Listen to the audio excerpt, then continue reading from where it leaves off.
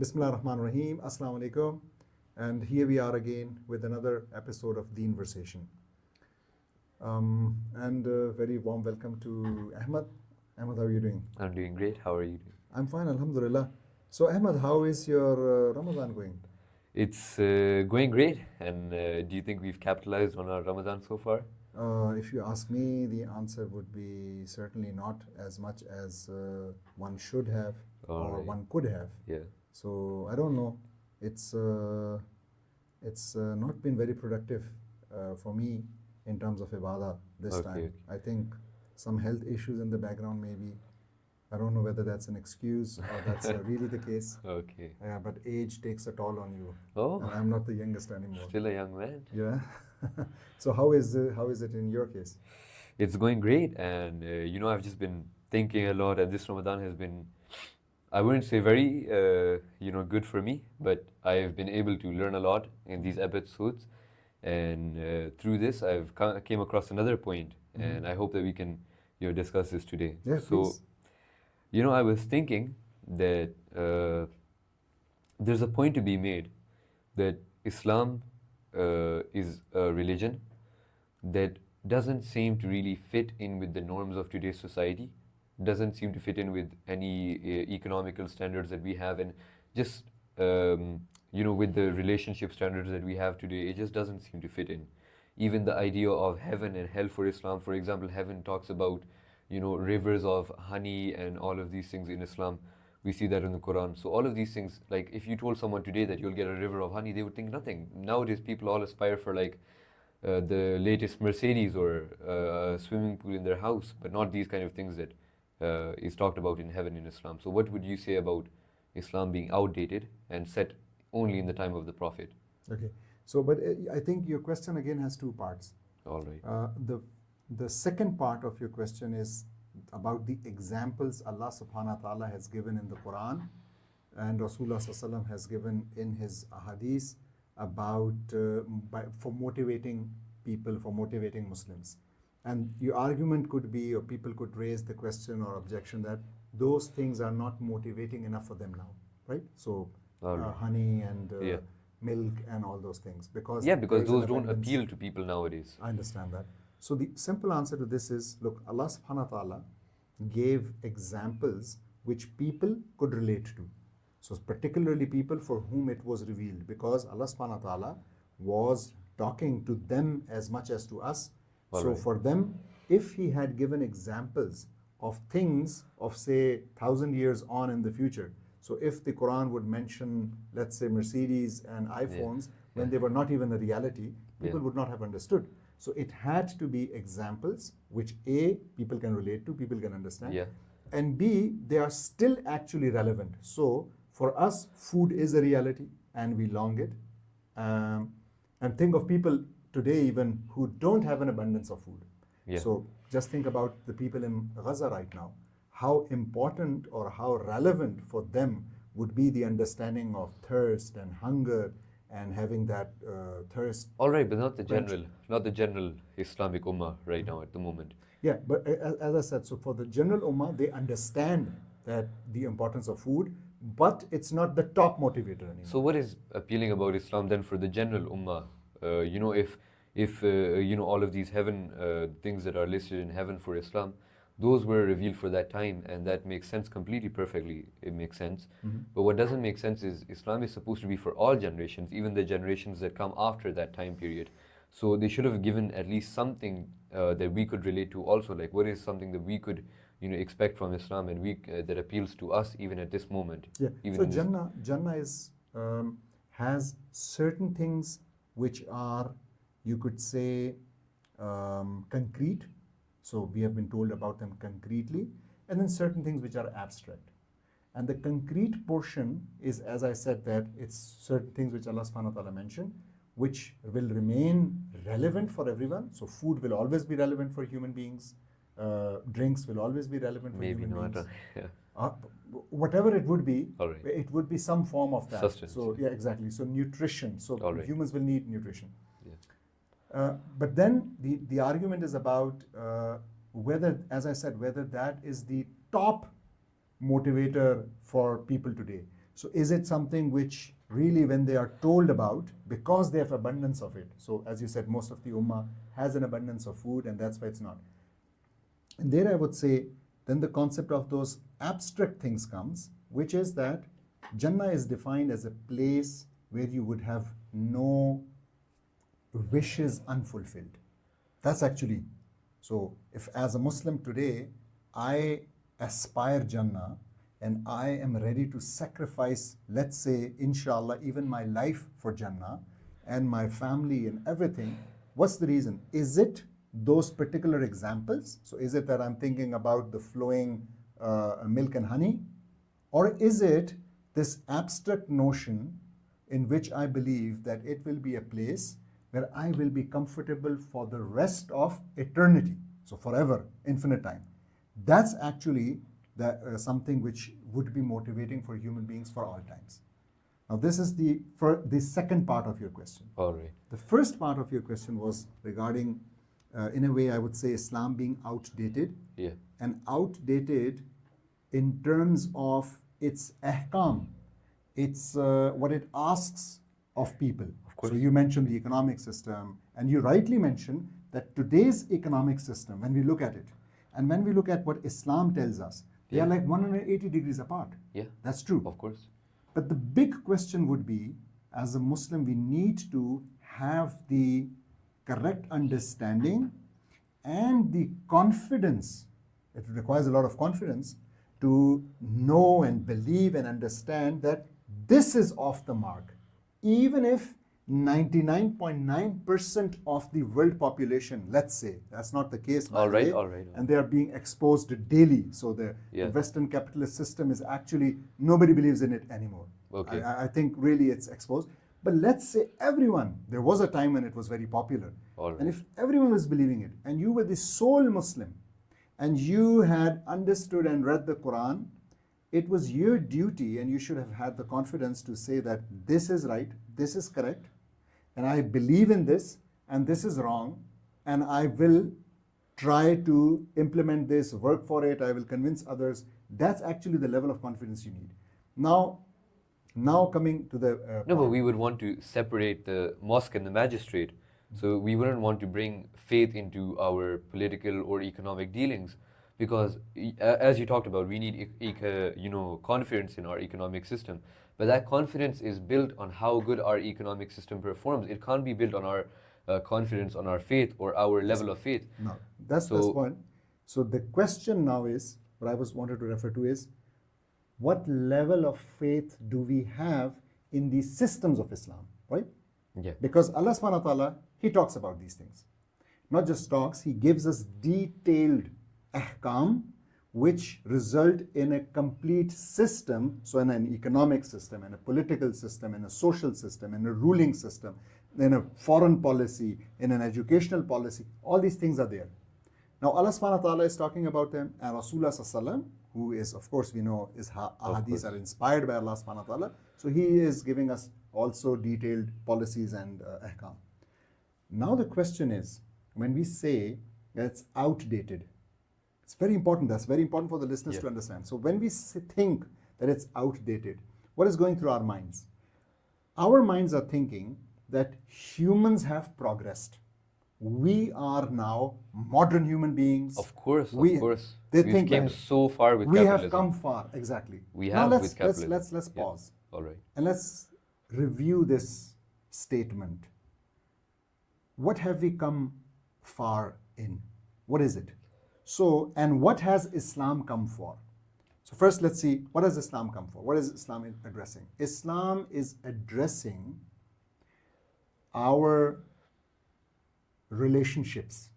So Islam is addressing the relationship of man with Allah subhanahu wa ta'ala, man with himself, and man with others, right?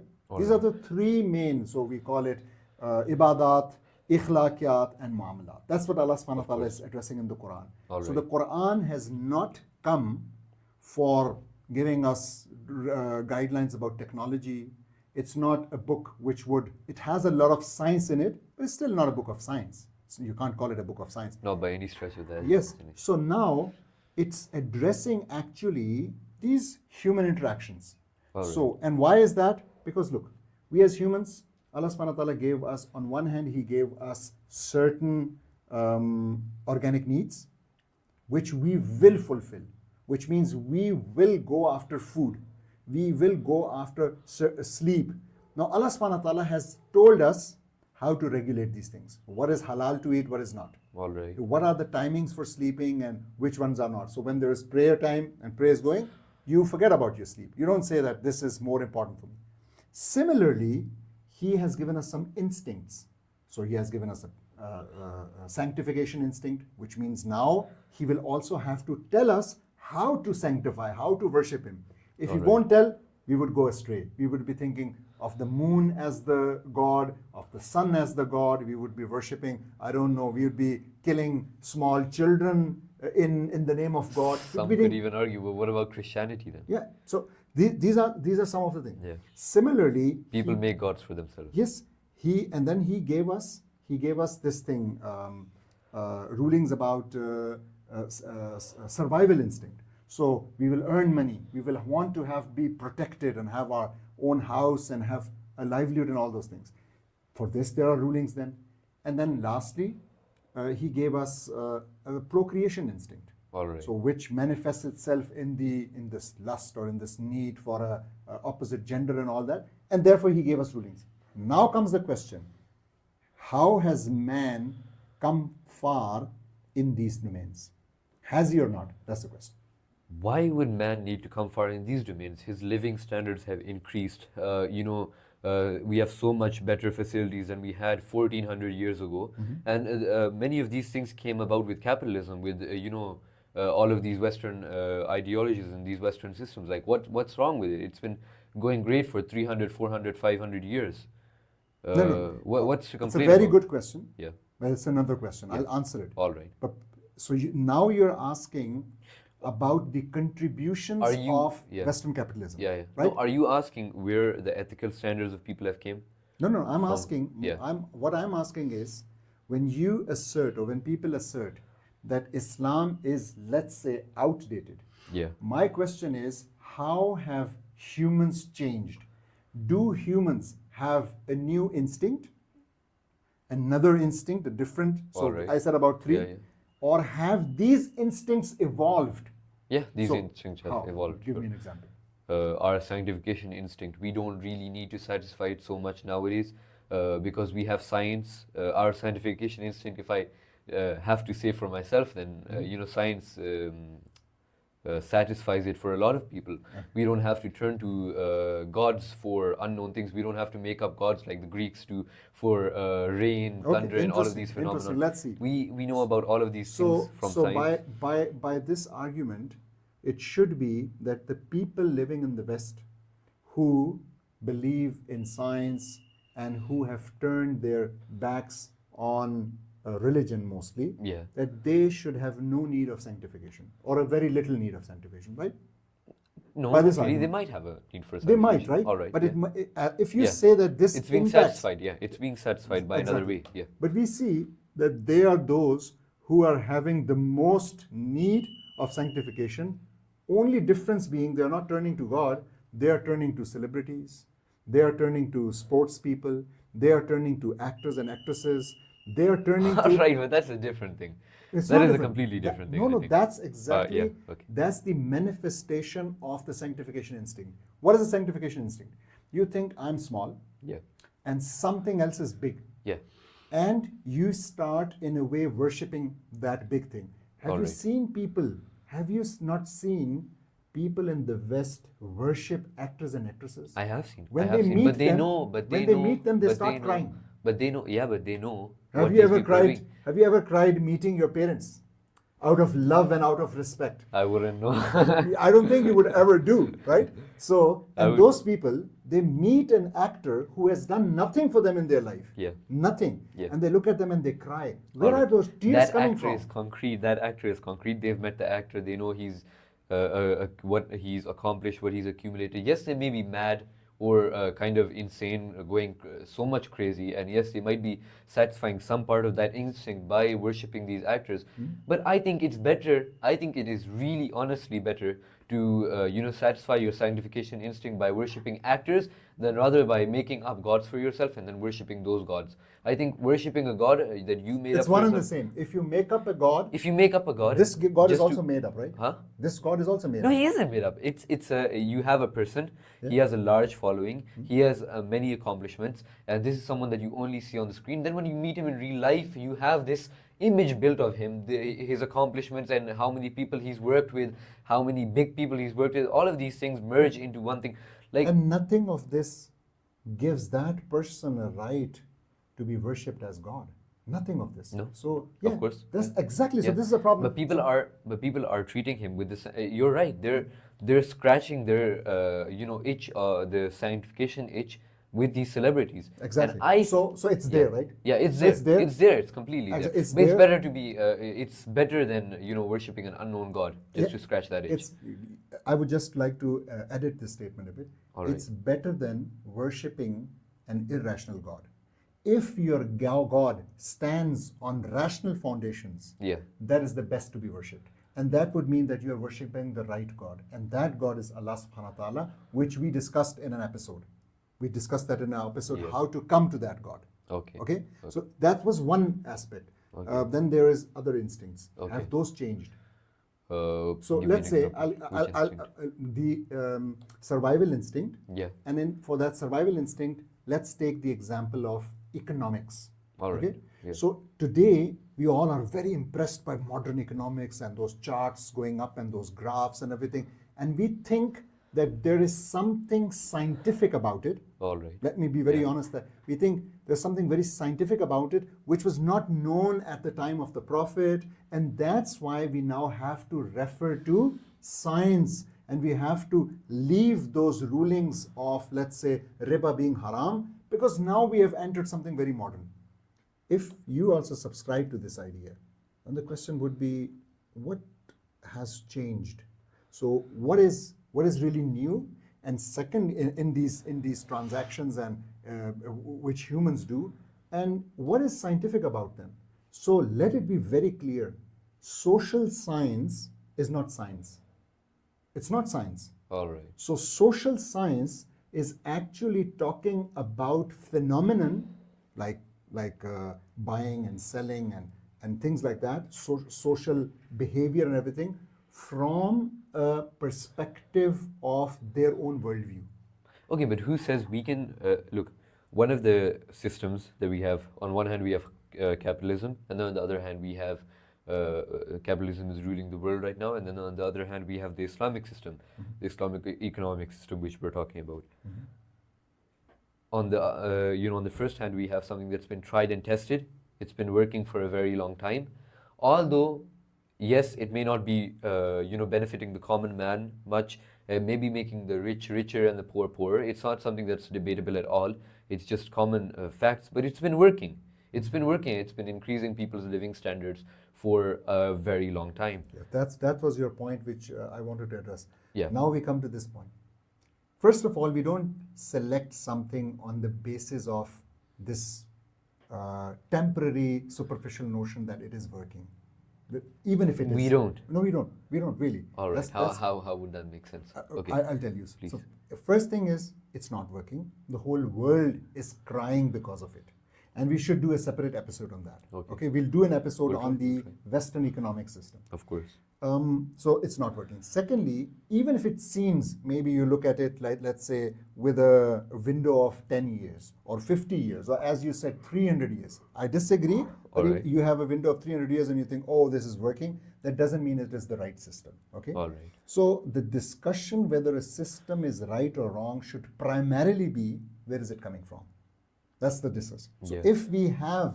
if we agree upon that there is Allah subhanahu wa ta'ala, and we agree upon as Muslims that there is Quran is the word of Allah, and ahadith are, But the thing that you normally fall back on in these discussions is that you say that we've established that there's a God, that we've established that there's an all-knowing and all-powerful being, and so forget your question and forget the other argument.